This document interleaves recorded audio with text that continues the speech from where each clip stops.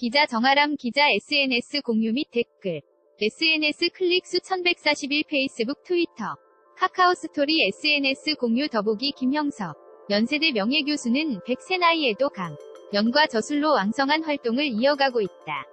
중앙포토. 인생에서 멀리 가기 위해선 최소한만 남기고 남에게 베풀어야 합니다. 올해 100세를 맞이하는 김형석 연세대 명예교수가 살아온 날들을 회고하며 삶의 지혜를 전했다. 13일 서울 광화문 한 식당에서 열린 푸르메 재단 위 더 미라클스 조찬 강연회에서 김 교수는 멀리 여행을 떠나기 위해선 최소한의 짐만 챙겨 떠나야 한다. 인생 역시 마찬가지다. 멀리 나아가기 위해선 최소한만 빼고 남에게 베풀어야 한다. 고 말했다.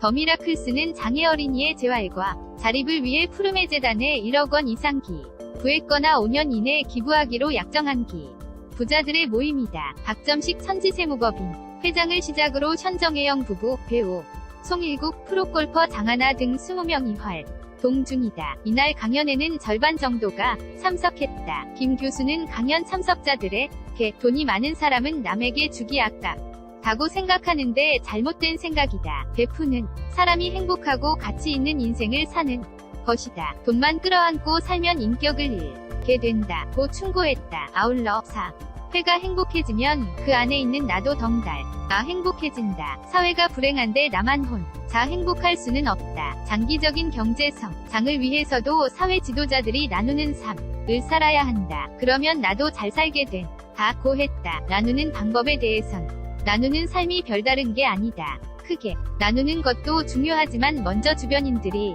나와 함께한 시간을 행복하다고 느끼게 해야 한다. 만약 기업가라면 직원들이 행복하게 일할 수 있도록 하는 게 성공의 지름길이라고 설명했다. 더 미라클라스 조찬 강연회 참석자들. 아랫줄 왼쪽에서 세 번째가 김형석 교수다. 사진 푸르메 재단 1960년에서 70년대부터 철학적 수필로 이름이 높았던 김 교수는 현재도 강연과 저술로 왕성한 활동을 이어가고 있다.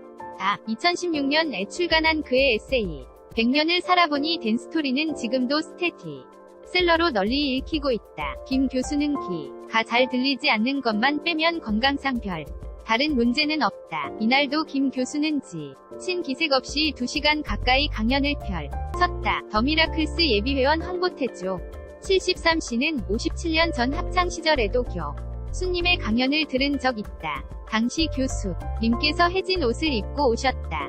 또한 본 잇몸이 약하다고 하셨는데 오늘까지 정정하게 살아계셔서 또다시 강연을 들으니 감회가 새롭다. 고 말했다. 이에 김 교수는 정확히 기억나진 않지만 가난했던 시절이었다. 고 회상했다. 장수 비결을 묻자 욕심 없이 사는 것이라고 답했다. 김 교수는 자신의 경험을 토대로 사람들 이 생애 주기별로 추구해야 할 것들을 전했다. 그에 따르면 사람의 인생은 크게 0에서 30세, 30에서 60세, 60세 이후로 분류된다. 시기마다 추구해야 할 가치가 달라진다. 태어나서 30살까지는 나무로 치면 뿌리와 밑동을 키우는 시기다.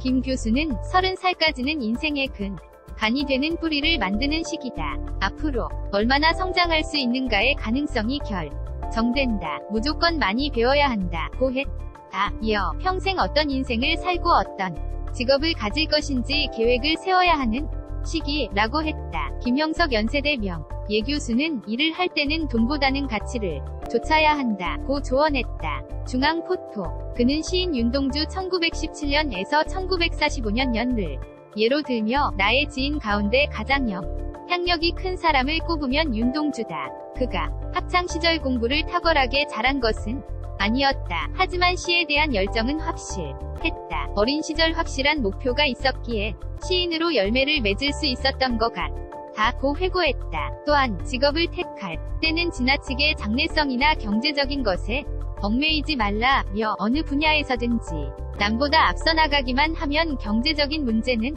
크게 고민하지 않아도 된다. 고 조언했다.